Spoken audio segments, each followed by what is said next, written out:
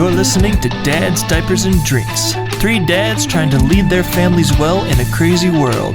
So grab a drink, sit back, relax, and enjoy the show.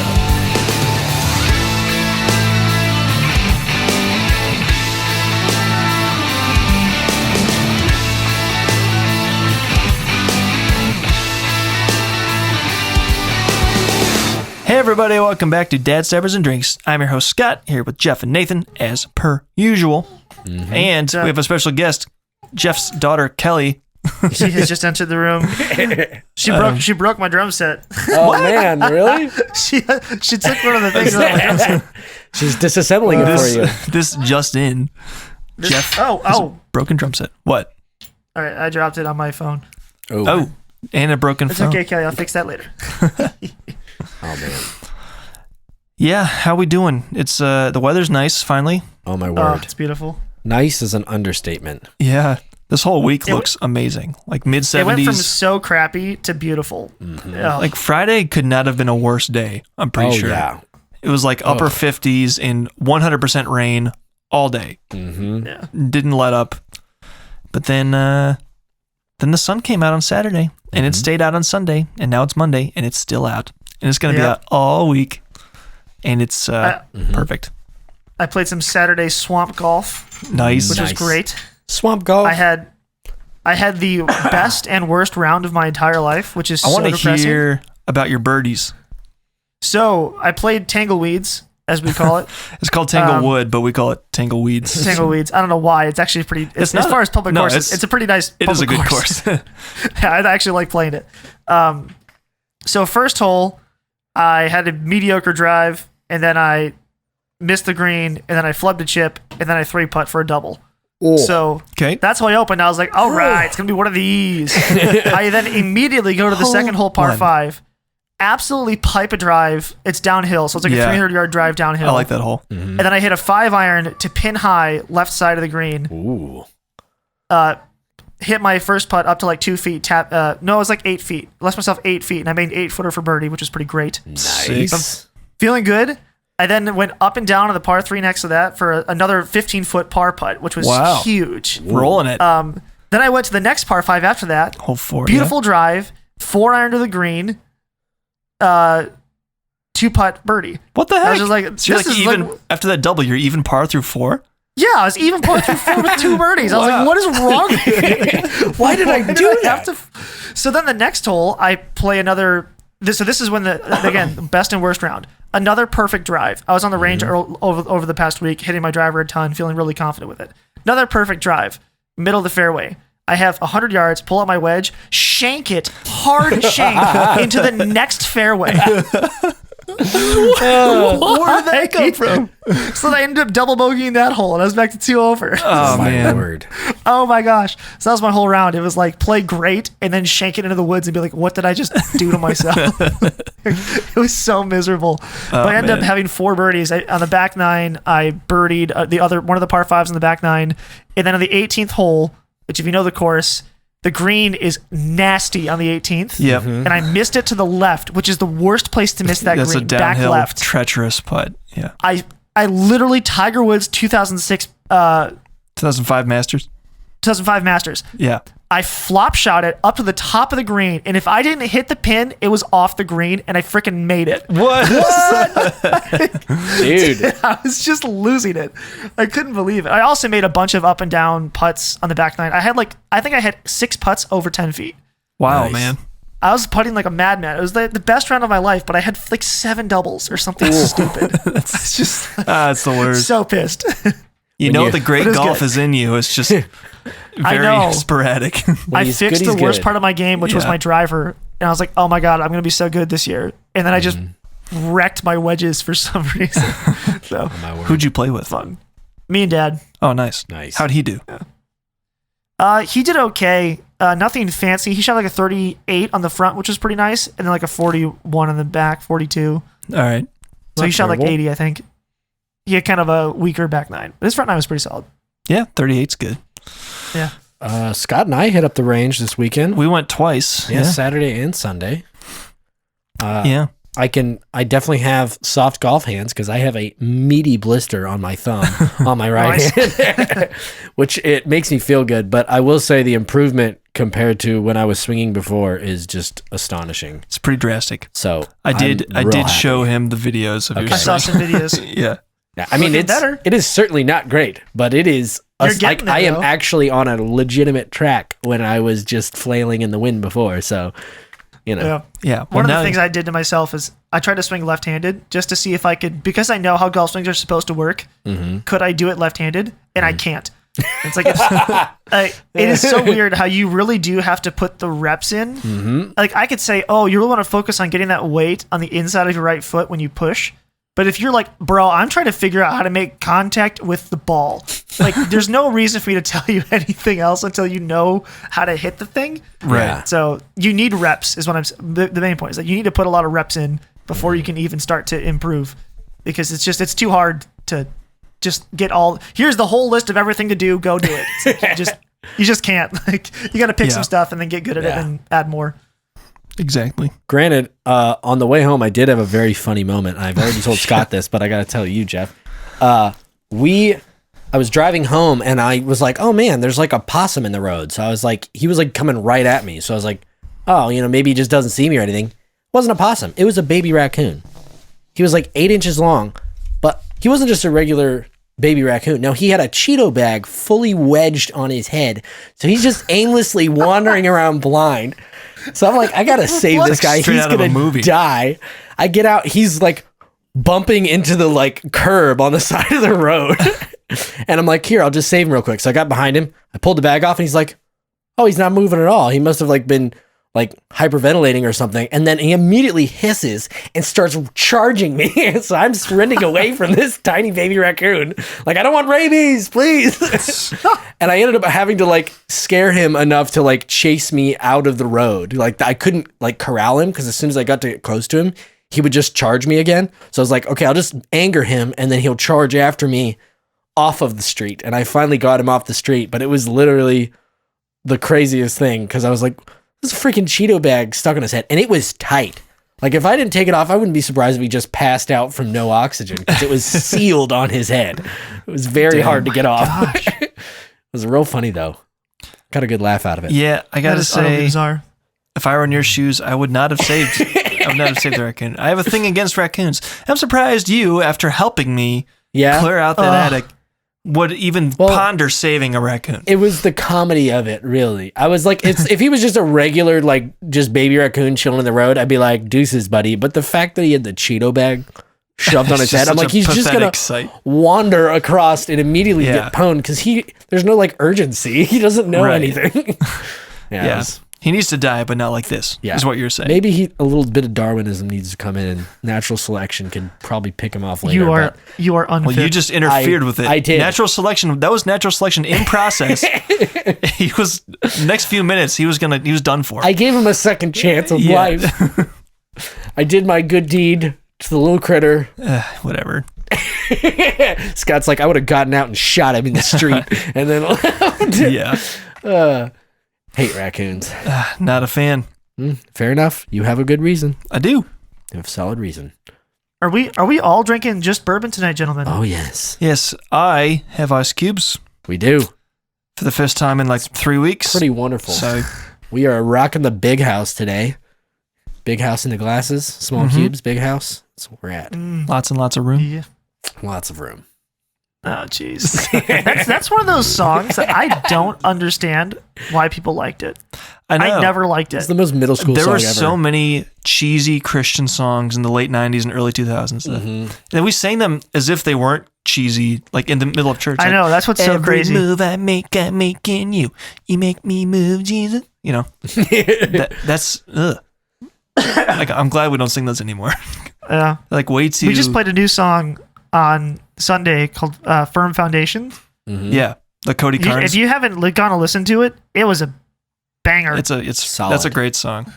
Yeah, we played that on Sunday, and the drums are like actually quite intense.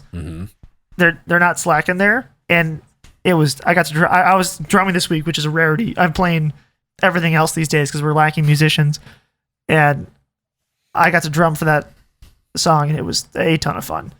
I haven't played a worship song that I was like, this is a fun drum song since Lincoln Brewster. Basically. Yeah.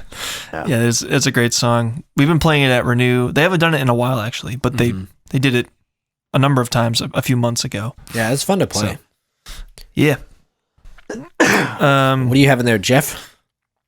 I am drinking Elijah Craig.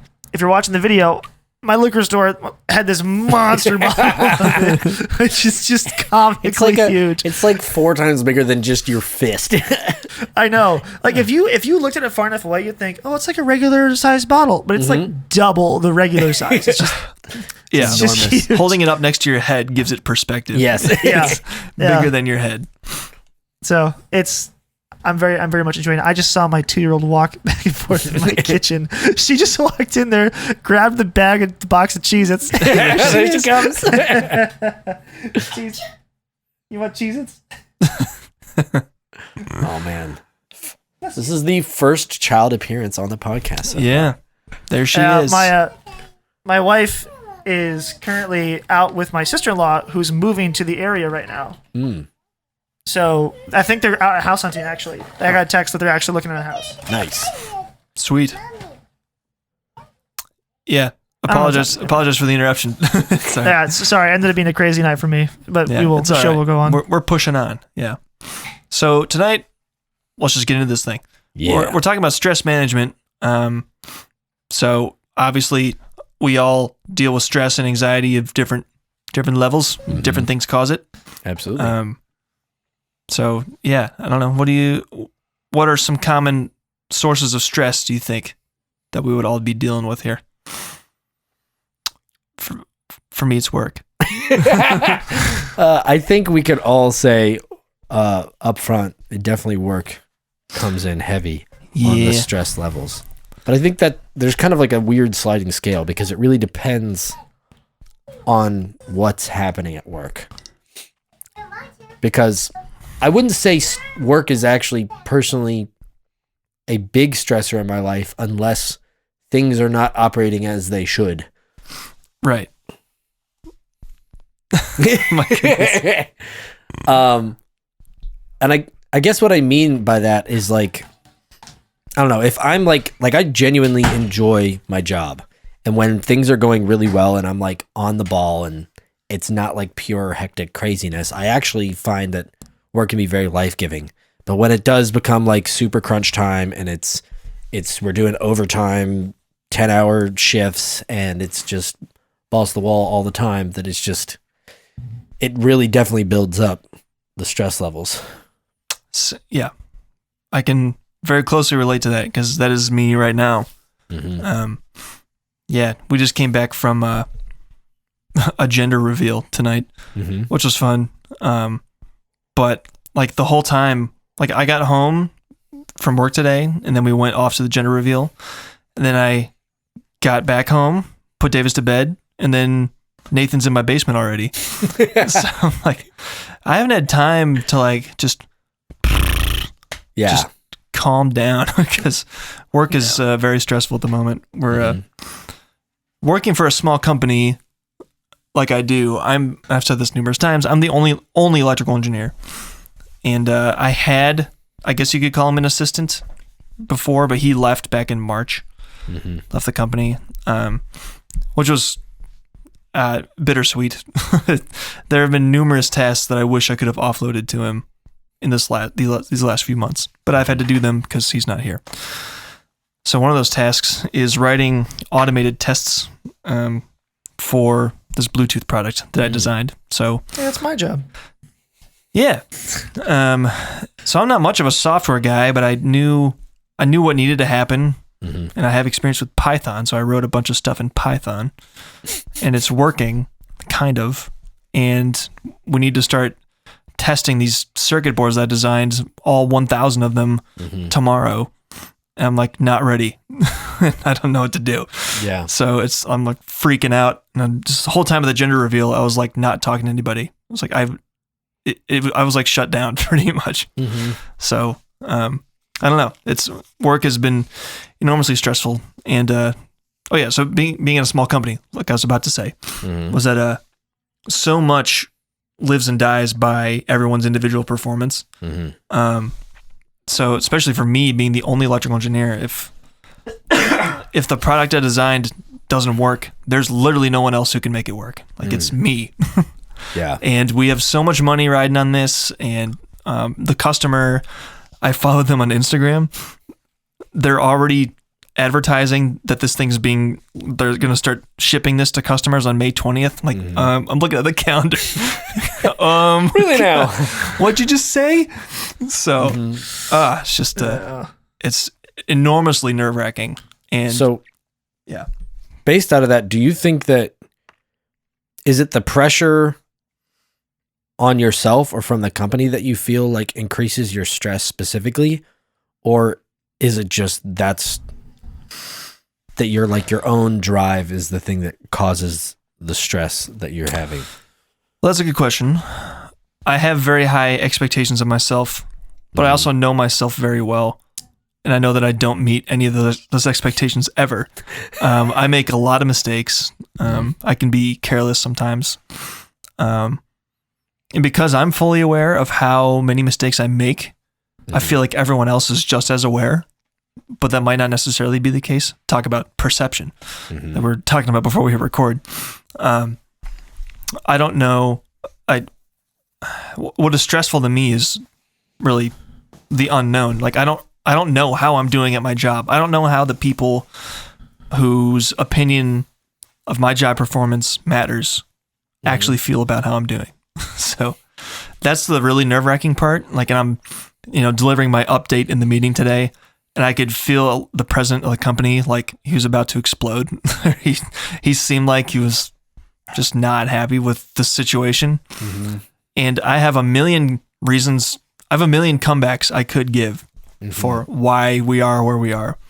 And most of them aren't my fault. Some of them are. I will fully own everything I screwed up, but this project has not been managed well. So, yeah, mismanagement is part of the stress, and me being put in this situation, I don't know, to create this test has been so hard. And, well, it's not only mismanagement of this project, it's been mismanagement in acquiring other projects that I need to work on simultaneously. Like, dude, I told you, I need every freaking minute of this next month dedicated to this, and you just ignored it because you can't say no to anybody. Yeah. You just said yes to every customer who knocked on our door and said, yeah, we can have that to you next week.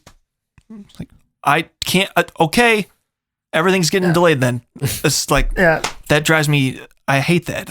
So. I was having a discussion with one of my coworkers and friends about how he was at one of our conferences where we were showing off the app that I'm working on. That's my primary application. Yep. And how the president of the company was saying, oh yeah, this product is ready to ship right now. If you want to meet with our sales reps, they'll love to set you up with and he's standing back there going, you are not saying that in public right now. Yeah. There is absolutely no way you just said that to a room of 1,000 people. There is no freaking way you just said that they can buy this. It's nowhere close. What are you saying?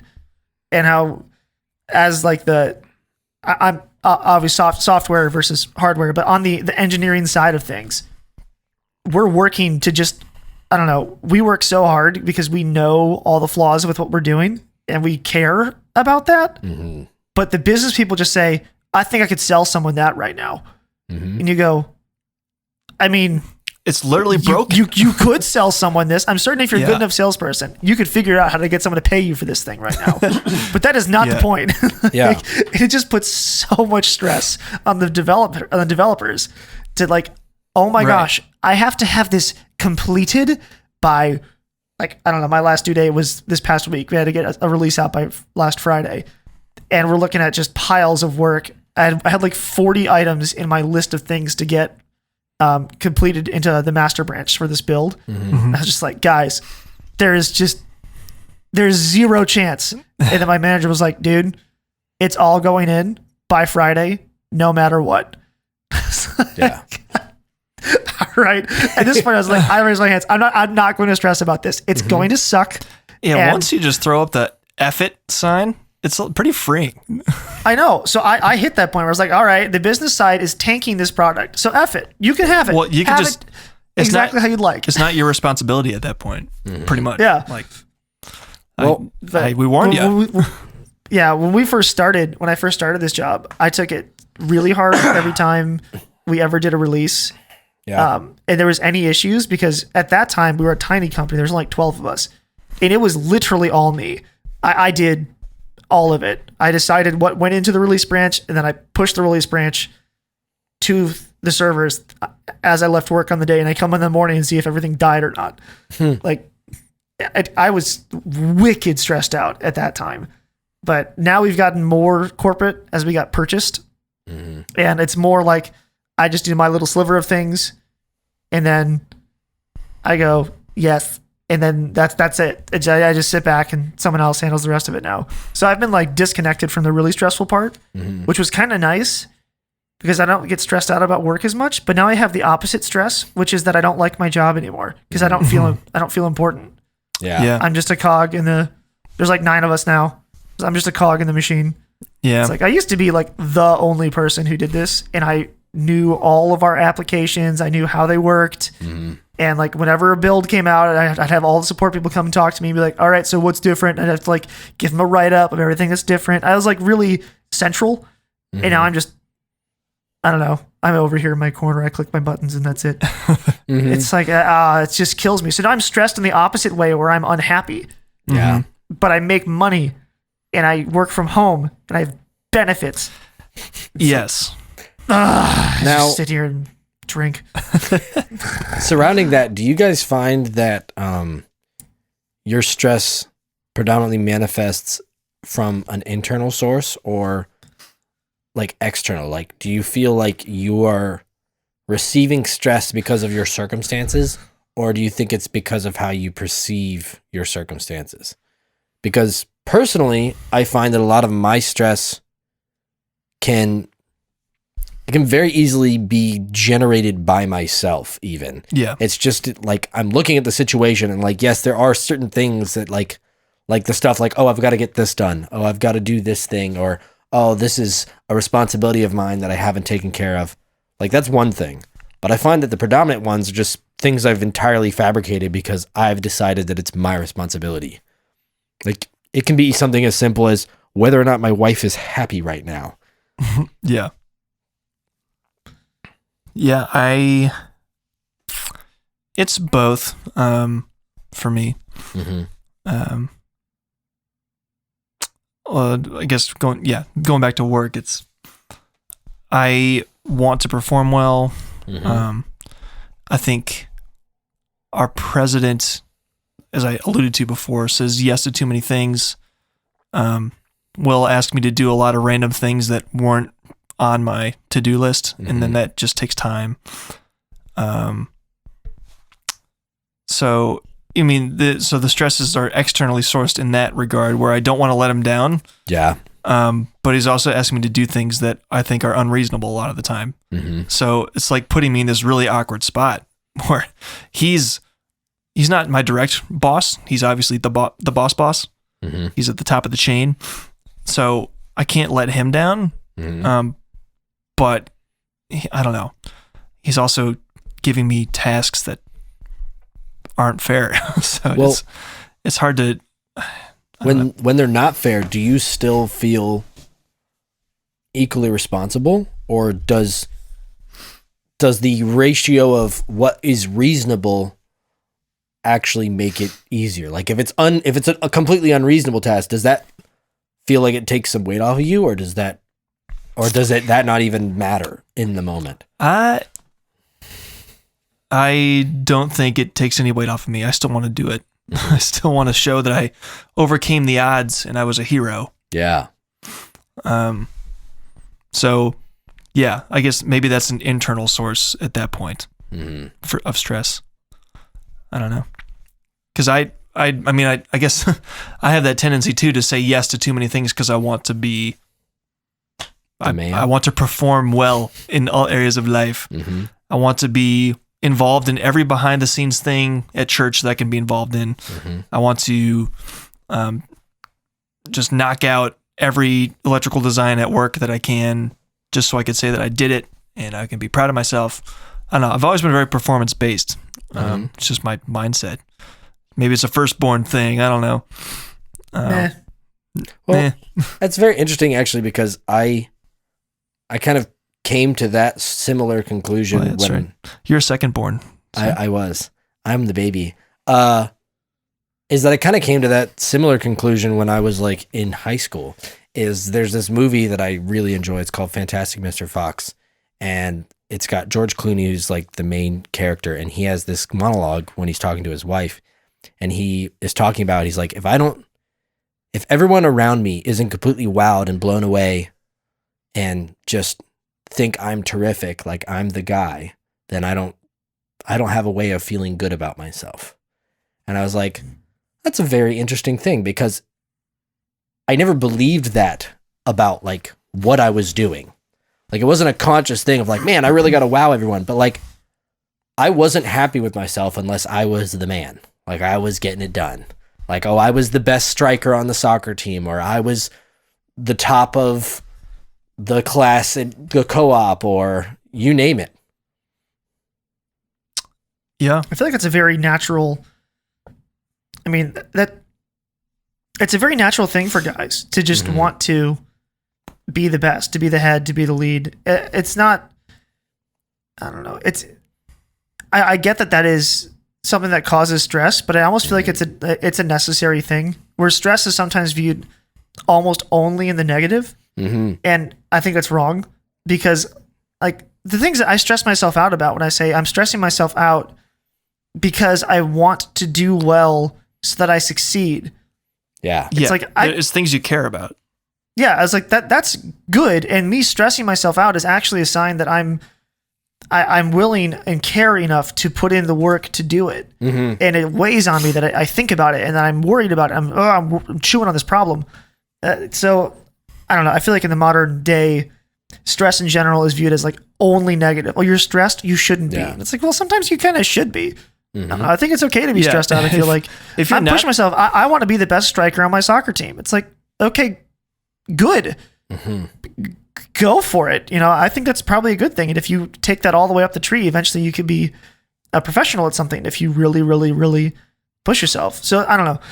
That was just a little tangent. I was like, even this conversation, we're only looking at the negative side of stress, and we're not. I just want to make sure we acknowledge that, like, sometimes you're stressed out about things because it's the proper thing to feel. Yeah. Yeah. I think we're also kind of conflating stress and anxiety. Those are closely related. But I think stress is the negative side of the coin, and anxiety might be the more positive. Like sometimes I'm anxiously awaiting for a positive result, or I remember hearing a Tiger Woods quote. He's won so many golf tournaments. He's been asked numerous times, like, do you still get nervous on the first tee? It's like, yeah, every tournament. It's because I care about it. Yeah. Like, I want to win. So he's always got the butterflies every time he tees it up, even though he's Tiger stinking Woods. I think Michael Jordan would say the same thing. Just any greatest ever, they care so much about what they're doing that they're always anxious. They're always, they always maybe stressed. I don't know if that's the right word, but so yeah, it can definitely be a positive thing because it shows that you care about what you're doing. I feel, well, it's not even just a feeling. I was doing some research about this topic, and I was listening to a lot of different doctors, a few TED Talks about this, and they were talking about how the stress response is actually a nervous system response. It is your nervous system reacting to outside stimulus. And it's typically like, we're talking a lot about like mental stress, but even just like physical stress. Like, you're in the car and you just barely miss an accident, and all of a sudden, all these things occur. Like when I got rear-ended. Yeah. The amount of information my brain processed in the short period of time, and even just the fact that I was able to remember as much of it as I was, is astonishing to me. And it's like, that was a fight or flight sort of response. And I think we can give our bodies a bad credit for like our heart rate increasing and us kind of freaking out.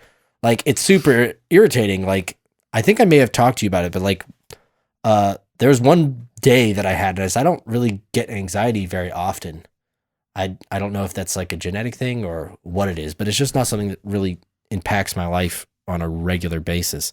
But I had this one moment where I was like, I was so immobilized by stress. It was like I no longer had the fight. I had the complete flight, just like freeze kind of. It was neither. Day. And I was, it was neither. Just stuck. It was stuck in the middle, and I was literally frozen, looking in the fridge, not able to pack, not able to make dinner. I remember that story. When was that? I do not remember when it was, but I was like completely frozen, and Katie literally had to like physically shove me into another room before I was like, oh, okay, we can do things now. And it's just so interesting because it can be so negative because it's causing your body to go into overdrive for whatever reason.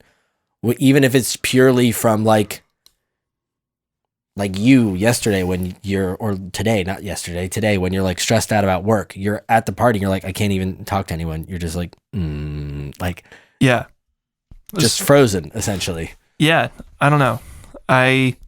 Some days I can come home and shut it off pretty easily, but when it gets down to crunch time, it just occupies my mind, and I can't just, I don't know. I have trouble leaving it at work, so to say. Yeah. So that's one of those, I was watching, so I'm getting a bunch of work done to my house soon, hopefully. I got a text from my guys that they're getting everything lined up to get going on my house, which is freaking exciting. But when my neighbor across the street was getting a new roof. Oh, yeah? And I'm working, and I just look out my window, and I see a roof being put up. And I just thought, how nice is it to know that 4 days from now, that job will be done? Yeah. And those guys started it, and they went, cool, we got the first quarter done. Go home, come back, I'm going to get the next quarter done. Yep. It's like, oh, that's so nice to have projects that you can just complete. My life is these monster projects that are years long. Yes. And it's just on your mind, and you're in some like crunch period or struggling with something or whatever. It's just on your mind for like weeks. And that just really wears on you after a while when you just can't kind of get out from underneath it. I think that's one of the things I dislike about working from home is I can't leave it at the office and then get in my car, listen to some metal music, scream, and then get in my driveway and be fine. Yeah. I'm just here. That's like, all right, done. Laptop closed. Turn around, Jeff, and there's screaming kids in there, and Kelly peed herself, and you're just like, you're just like right back into it. I don't get the break anymore. You no longer have a commute. Yeah, I'm just in it. And like when there's long days, it's just long freaking days. When there's a bad day, they're bad because there is no alone time. Yeah, ever. That's something that wears on me. Yeah, I personally don't find the commute relaxing at all. I get alone time, but I'm not recuperating anything because I'm focused on driving. Like I'll often. Well, you have a highway drive too. Yeah, and it's heavy traffic most of the time, and it's just it's not relaxing. Yeah. So I get home, and then I sit on the couch, and then I'm like, now I am decompressing. But that often is not received well from my wife. Yeah. Because she's often very happy that I'm home so I can help with our son so she can have a break. I'm like, I am finally taking a break now. So anyway. Yeah. It's well, it's also in my small research that I did do. It's very interesting that a lot of the specific like stress management things are kind of ubiquitous. Like they affect all of us in very similar ways. Like one of the two major ones that I heard over all of them were taking deep breaths or just breathing in a mindful way, and also talking to someone that you can like confide in and trust when you're like genuinely stressed. That's what I just did. That's what we all just exactly, did. Right? And it's just really interesting that you're like, I do this breathing thing all the time. It doesn't seem to help me. I'm still stressed. But then like the moment that you can just take like it's like, oh, now you feel better? Like, why? Could that just like work continuously for me? Like, that'd be so nice. Yeah, well, that's one of those things where you force your body to do something that will relax you, even though you don't feel relaxed yet. Like the action will precede the feeling, which you didn't feel like doing, but you will feel like it after you've done the action, which is weird. So And I mean, it's interesting because, I mean, I don't want to say as a guy, but for me personally, I don't really feel like my emotions are directly connect to like the state of my body all the time. I feel like my body reacts to my emotions, but it is the other way around as well.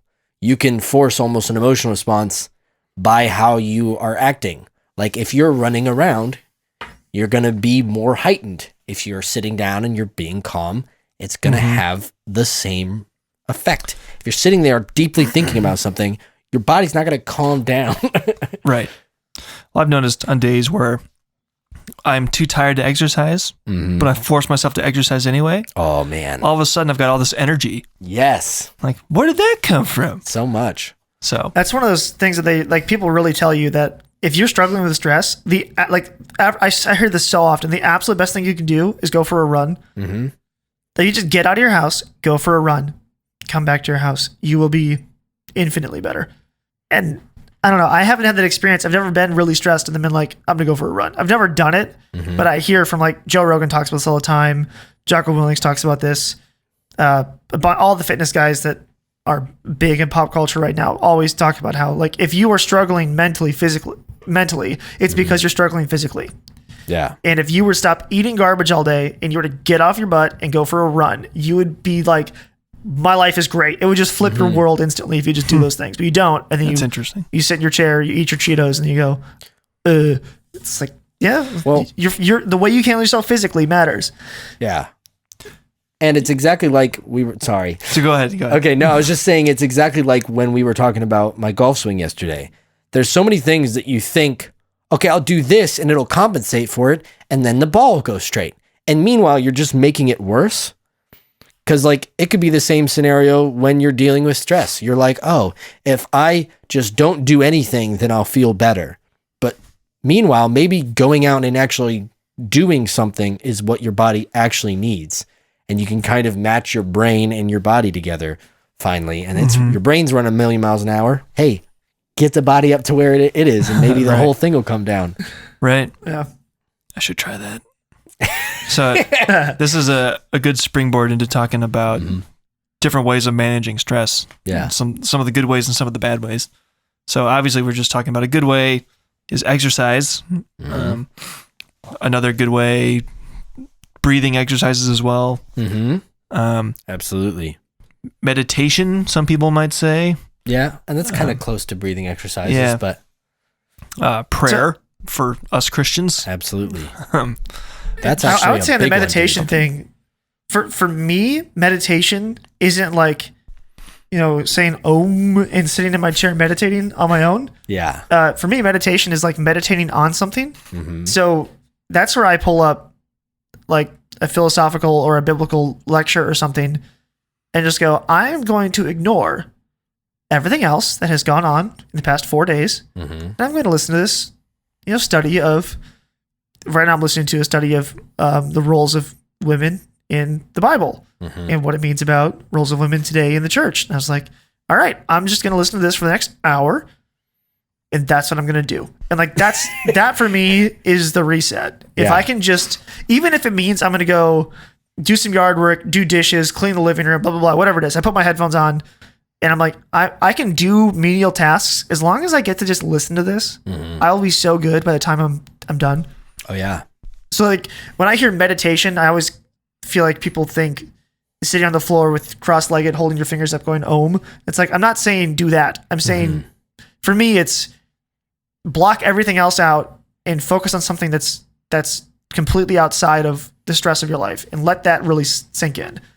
Yeah. Well, I found listening to stuff like that or can really inspire me sometimes. Yeah. So stress can be easily, I think, eradicated by finding something that inspires you, that takes your mind off of the thing that's stressing you out, or helps you reframe your mind to not being stressed out about that thing. So for me, I obviously run my home studio here. I don't know if she knows this. I think she knows this. You might be listening, Julie and or Jenna, but you guys are my first clients I've had in the studio, like as strangers. Like I've had friends here. And I've done mixing work for people who I'm already friends with, who I already know in life. But they actually found me through my website and filled out my contact form, and I got the email. I was like, holy crap, it worked. I didn't think this was going to work. What? So that was all very thrilling. And I listen to small business podcasts or how to run your online business, and I find those things very inspiring. And that, as difficult as my day job can be at times, I can be re-inspired by that. Or obviously, we haven't really talked about family very much, but I can be inspired to be a good dad just by looking at Davis, being like, I love that kid. He's he can sometimes pull me out of a funk as well. So he can also put me in a funk. Yeah, can also put you right back in a deeper funk. So depends on the day. Yeah, and I mean, there's a lot of other outside things, like exactly like what you're talking about, but even like pets, like the amount of peace I have when I just see like Holly or Lilo just like doing something completely absurd, like Lilo is hanging upside down by her back feet from the cat tree, and you're like, you're a little psychopath, and then I have to like go over and like pick her up and like fuzz her up, and she likes when you beat on her, and it's just like really entertaining. And it's like, it's kind of like the meditation whole thing that you were talking about, but it's like your focus is now singularly on this one thing, and all of a sudden, oh wait, all those stresses that you were just feeling can just completely diminish. Or like when I come over and Marvin's making all silly funny sounds, it's like I'm not like thinking about all of the things that just happened at work or whatnot. It can just really pull you out of it. And I think pets are very effective in helping us in that. One of the other ones for me, and this is where I was just thinking about this, like I was going to say, one of the other ones for me is watching a good TV show. So right now, Ellen and I are rewatching Breaking Bad. Ooh, nice. And it's just such a good show. It's just so great. And it doesn't matter what day you had. We put the kids down. We watch an episode of Breaking Bad. It's like, this is perfect. And people will call that escapism, where you go, oh, I'm just going to go like watch movies or play a video game or something and just like not deal with my problems. And then people say like, that's escapism. That's bad. I'm like, I don't know. I needed something else to do tonight to not think about all the other things going on in my life. I think that's probably a good thing for me because I feel way better now. The problem is our problems, my problems aren't going to be solved soon. Yes. So I'm not going to sit there and stress about them 24/7. It's not like I haven't cleaned the kitchen. It's really stressed about all the money I'm going to spend this year on upgrading my house. I've been negotiating back and forth with like 8 different contractors, trying to get the best deals. I think I did the right things. I really hope I can afford all this. It's like I can sit on that for the next 2 months. Doesn't matter. Nothing's changing. I can keep thinking about it. It doesn't do anything. I signed the contracts. It's happening now. So exactly, watch Breaking Bad and relax. Right. Yeah. So there are also many negative ways people like to deal with stress. Yes. One of them is drinking. Some of them could be in this glass right here. Yeah. Or should I say, not in this glass. Yeah, drinking, drugs, sex. I don't know. That's never been. I'm not going to say sex wasn't a draw for me, but drinking and drugs was never something that really had much of a draw on me as far as like, I'm really stressed, I want to get drunk. It's like, I don't think I've ever felt that urge. I've not either. It's not that I don't thoroughly, it's Monday night and I'm drinking a bourbon. It's not that I have any problem with being like, yeah, you have a bourbon or whatever, have a beer. It's like, I don't know, that's fine. I don't really care. But I've never been at a spot where I'm like, I'm so stressed, I'm going to go drink a ton. It's like, I've never had that urge. I don't know. I don't know if I'm abnormal for that or if that's the norm, but I've never had the feeling. For the same reason that watching Breaking Bad is innocent, drinking just to get drunk is also equally like bad because your problems aren't solved. Like the problems aren't going to go away. So you can either do something productive or something destructive in the meantime. Yeah. So drinking is destructive. And obviously, drinking to excess, I would. Yes. Yeah. We obviously are drinking stuff here every week, so it's not. It's not that bad. It's not bad when we do it. I think you did a very good job, Jeff, of encapsulating it, but specifically with what your comment was with escapism is I think that's where all these stress managers go wrong, where you're like, oh, I'm going to drink a bunch so then I don't feel anything, or I'm going to, maybe smoke some pot where hopefully if you're in California or Colorado or wherever it's legal, or do whatever it is that you do that is like, oh, I'm just going to dumb down how I feel. Or even if it's a matter of like, it can even be like playing video games. Like, oh, instead of dealing with this problem that I have to deal with, I'm just going to play 6 hours of video games until it's 4 a.m. and then I'll go to sleep and wake up and rinse and repeat. So then I don't have to think about what my problems are. I don't have to worry about my bills that I'm not paying. Yeah. Or the mounds of credit card debt that I've just accrued and said, whatever. Yeah, I think these things tend towards that end where, again, this is the slippery slope argument that Christians will make about why you shouldn't drink at all. Is because if you drink at all, it means that there's a chance that when things get bad, you become a drunk. And you shouldn't waste time with video games because it means you might become someone who plays nothing but like your life's difficult. You know what to do. So all you do is you sit in your room and you play video games all day and your wife hates you and your kids don't see you, blah, blah, blah. Like these things do tend that way. And for sure, when I'm particularly stressed about something, one of the complaints that Ellen has about me is I don't say anything. Yeah. Oh, I'm similar to Scott. Like I will sit in a room and not say a word to anybody because I'm thinking about stuff and it's just like, I don't know. I don't have anything to say to you. My mind is just not there. It's my mind's up here right now. I'm doing stuff. I wasn't completely silent. Like I was engaging as much, Yes. But I tend towards disconnecting from, is the word I use. I just disconnect from things. I just don't pay attention. I'm not really present in the room. And what Ellen will notice is when I'm really stressed, I won't say anything. I'll just and it's bizarre because I say this like I'm not in control of myself, but I just do this and I don't know why. But I'll just stand up, we'll be in the living room with the kids, and I'll just walk out of the room and sit down in my office. Yeah. And start watching a YouTube video or something, and Ellen will just poke her head in and go, "Hello? Where is Jeffrey? Where did you go?" And I'm like, "Huh? Oh, I don't know. I'm just here." So I just turn off my brain completely sometimes and completely disconnect. And then I end up sitting in my chair watching YouTube videos or playing a video game or something while my kids are awake and while Ellen's still dealing with that. And I'm just like, I have no idea how I ended up here. Yeah. But here I am. Apparently this is what I do. Well, I think it's so important to be honest with our spouses about what our stress points are or where our stress seems to condense, I guess you could say, because we all have stress, but it's like, where does it seem to condense in our lives? And also being able to see that in our wives' lives as well, so that we can assist them. Because there's times where I've had a really rough day and I'm like, I got to go chill for a minute. I'm going to go sit and watch a good video and just enjoy them hitting some golf balls for 30 minutes and just and then I come out and I'm like, oh, I feel so good right now. It's just I've completely chilled out. The stress of the day is gone. It's just now I can tackle these important tasks that I need to do. And it's I could just come home and do the dishes and go out and mow the lawn and completely slam myself. Or the other thing I really do is I try and go and I exercise immediately when I get home. It's okay, well, I'm probably the most keyed up when I'm leaving work because I'm tired and I've been focusing mentally all day. And so it's that's the time where I just go out and bust out a run and then I'll feel better. Yeah.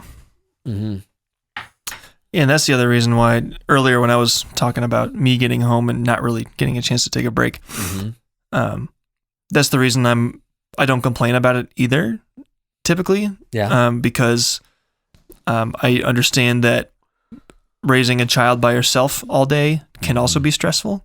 Yes. And I'm not trying to minimize how difficult it is being home alone with your son all day like my wife is.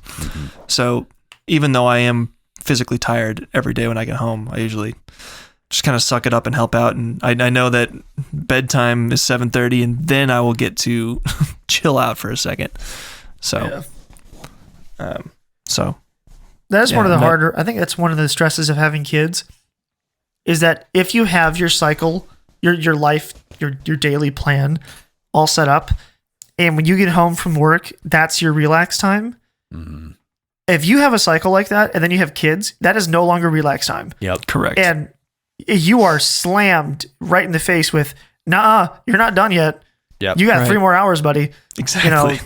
You better buckle up for another 3 hours of being focused and dealing with stuff. And then when it's over, guess what's next? Now you have to do all the normal tasks you would have done anyways.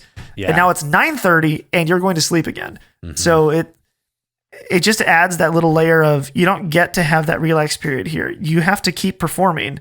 And then when that's done, you have to do all your house chore stuff. And then you're like, bro, it's bedtime and I'm toast. And I've never felt burnout like I have. I think probably last year was the first year. I remember saying last year we went on like a family vacation. Well, first off, we went on one family vacation, which got canceled for me because my brother-in-law passed away. Ooh, so we finally got to go on another one, which was our Florida trip at the beginning of 2021. And I was just like, oh my gosh, did not realize how absolutely exhausted I am. And I am so happy to just sit here because I have just been running nonstop for like 2 freaking years. And I am, oh my goodness, I needed a vacation. I've never needed a vacation before, but I needed this. Yeah. I actually holy crap, I needed to be away from my like constant toil of life. It was pretty incredible. Yeah. Didn't know I could sleep 12 hours in a night, but yeah, it's what time? It's 10? What? Oh gosh. Yeah. Yeah, absolutely. Yeah. I think another thing that can cause stress, which thankfully none of us have felt recently, maybe given some of your financial stories you told in the past, you might have experienced it a little more, Jeff, but just the being in want, I guess a fear of not having enough money to provide for yourself can be a highly stressful thing. And I have a story that happened on, was that Sunday? Was that yesterday? Maybe. When, no, it was Saturday. All right. We went to the playground. Yeah. That was Saturday. Yeah. We brought Davis to a playground in Parma. And everything's fine. He's playing around, having a great old time. And then we're getting ready to leave, and all of a sudden, this shouting from the parking lot starts occurring, and everyone on the playground stops, and everyone's watching this fight go down. It's 2 women, and I only caught a piece of what they were saying amidst all of the profanity in front of all these kids, which is just, hello, yeah. Awareness. Completely classless. But they were fighting something along the lines of, you got my special needs kid kicked out of daycare. I don't know. And the blood curdling, it was, I think I witnessed someone who genuinely hated someone else, like absolutely wanted them to die. And one of them was like, I'm going to call the police. The problem is they were both screaming at each other. So I'd like to think if I were the person being screamed at, I would just be like, F that, I'm going to be super calm and piss you off. But she was screaming right back, I'm going to call the police. Like, you do it, you mother effing blah, blah, blah. It was bad.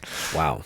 And I was just thinking, what would have to occur in my life for me to deal with my problems that way, to confront someone in the parking lot, in front of a playground, and just lash out at him. What level of stress is she under to cause that to happen? It had to be some element of desperation, or like she didn't have a daycare for her son to attend anymore. Yeah. So that meant she had to leave work or something. Like, I'm trying to run through all the scenarios that might have happened. And maybe, in Parma, there's a lot of lower income homes. So, I don't know what her scenario is. I'm just trying to understand what would cause someone to do that. It was not good. The whole exchange made me just very sad. Yeah. It was a reminder, it was a reminder of how much of a bubble I live in. The people I surround myself with don't really have that level of desperation and would never lash out at someone that way. So it was just a reminder of kind of how broken the world is and how different life can be 10 minutes down the road from me. So yeah, I don't know. It's difficult to really kind of come with grips to how, like how privileged we really are. Yeah. And I know that word has been thrown around a lot recently, but it is the reality. I mean, and we've seen a lot with even again with the privilege that we have to go to other countries and see, their life experiences. But like my opportunity to go see where my dad grew up in Haiti and just like seeing what that looks like and being like, I can't believe I complain about anything ever. Yeah. Like I have 0 legs to stand on. I have no legs and no arms. I'm just laying on the ground here because I have nothing. Because it is it pales so violently in comparison. It's not even funny. And I think it's easy to take that too far and throw it in people's faces and be like, why are you so happy about everything? It's like, okay, well, yeah, you could do that, but it's really just coming to an understanding of like, even just the things that we have, we should be very thankful for. Thankful for that we don't live with that level of storm cloud of stress in our lives, that we actually have our needs met and we even get our wants met a lot of times. For sure. And so even like right after Ellen had lost her job and we were at peak financial stress period, because again, short story, Ellen lost her job, her first job out of college, where she made more money than I did at the time. Mm-hmm. She had a really great job opportunity right after graduating, which was part of the reason why we bought a house and we bought a car, because we're like, oh my gosh, we made it, we nailed it, we're doing so good. Yeah. And then we lost like 60% of our income. And then she said, Jeff, I really don't think I want to work in the corporate world. It's like, okay. And then she's like, shh. Now, so I'm over here like, now what? Yeah. So she started babysitting, making like, less than half of what she did before. And then she started interning at our church because she really felt called to work at our church. So she's babysitting and then interning at the church for free while I'm paying off her college loans and all that, not making enough money to pay for the house we just bought, and all this. And I was just like, okay. So that was the stressful part. But there was never a point where I was like, oh yeah, I can't afford to buy groceries this week. It was always like, all right, well, I'm not going to pay off this. This is just going to sit on the credit card until I can pay it off next month. Like it was, but because we had good enough income in our first year of marriage, we were able to get a lot of credit on credit cards. So I had a high credit card limit and I used that. Yeah. Which led to problem number 2, which was eventually got to pay off freaking credit cards, which we eventually did. But it was never like, oh my God, I literally don't have any money to buy things. What do I do? It was always like, all right, it's going on the credit card and we'll deal with that as soon as I can. But we never hit the limits on anything. I always made sure to never hit any crazy limits. So, and of course, in that time, again, you're saying like the privilege that we have. My car broke down. And I was like, Dad, my car broke down. I don't have enough money to pay for it. And he's like, it's okay. And he paid for it to get like fixed. It's like, I don't know what happens if I don't have a dad that's willing to do that. Yeah. Like, I don't know, dude. Seriously.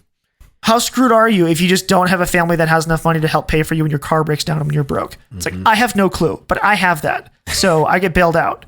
Yeah. Right. I'm fully willing to acknowledge that is privilege, but it is not. It's a great blessing. It's not privilege that I should feel guilty about having either. Like I'm thankful, but I don't. Yeah. That's where our society's getting it wrong, trying to make people who have privilege feel guilty about it. It's my fault that my parents made good financial decisions and are successful. I think. I'm certainly reaping the benefits of like I stand on the shoulders, standing on the shoulders of my ancestral giants. I think built the foundation for me to have the life that I have. I think it can be easy to be prideful subconsciously of what you have and almost like, well, that's just the way it is. And so I think as long as you have that perspective and that understanding that this is something that was essentially, handed to you, but not.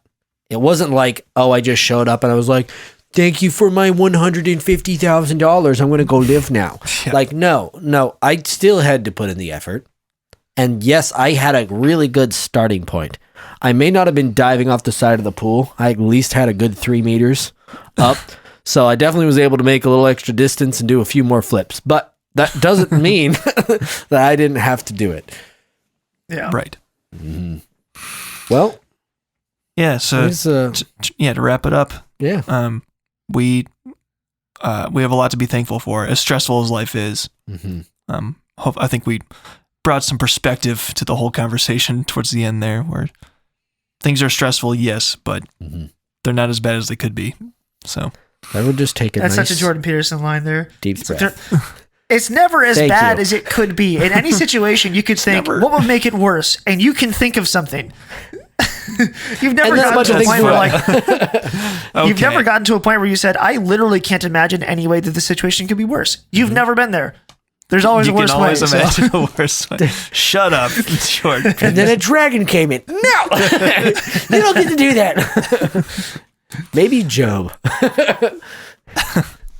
Then your toddler sneezed on you. Oh, golly. All right. Well, thanks for listening to this episode. Hope you enjoyed it. As usual, follow us on the social media. We just want the pages to grow without us doing anything, honestly. Yeah. That's the hard part. We actually have to do stuff on the socials. Just tell people. This is the... That's what we really care about. Just tell other people about this. Word of mouth is the only thing we really got going. Tell other people to listen as well. This is the only platform we're actually trying to grow. The only content we are creating is this right here. This is the our podcast. This is our content. Yes, I'm not doing any more with social media. That's not true. Occasionally, every time an episode drops. Yeah. Not every time. Occasionally, I will post something like, "Hey, the episode's live." But anyway, that's about all you get from me on Instagram. And then occasionally on Twitter, we comment on stuff, but that's about it. Occasionally they pop off too. Occasionally, we engage in some battles on the Twitster, but whatever. Once Elon Musk takes over, I might be more active on Twitter. Depends. We'll see. Less fear of cancellation. More encouraged. Well, it's not even that. It's more that, like, as soon as he was announced as buying it, like every single conservative big name person gained like unbelievable amounts of users. Who gained like 400,000? Yep. Yeah. Was it Ben Shapiro or Ben Shapiro gained like 400,000 people in a week? It's like, where did those people? What were you doing? Just happened? Twitter. So it's one of those, like, I don't know. It might be about to be the best platform to be on to grow something, which makes me go, okay, cool. I should really do that. Yeah. But it depends what changes. The changes that Elon Musk has kind of said he would do makes it seem like it'd be really good, useful platform to actually grow a small business and a community on. So if he actually does that, then I'm interested in like pushing that stuff. But as it stands now, I just have no attachment to any social media. I know. So follow us on Twitter just in case. Yes. Just in case. Just in case we decide to turn the switch. Go for it. All right. That's all we got for this week. We'll talk at you next week. Thanks for listening. Goodbye. Cheers.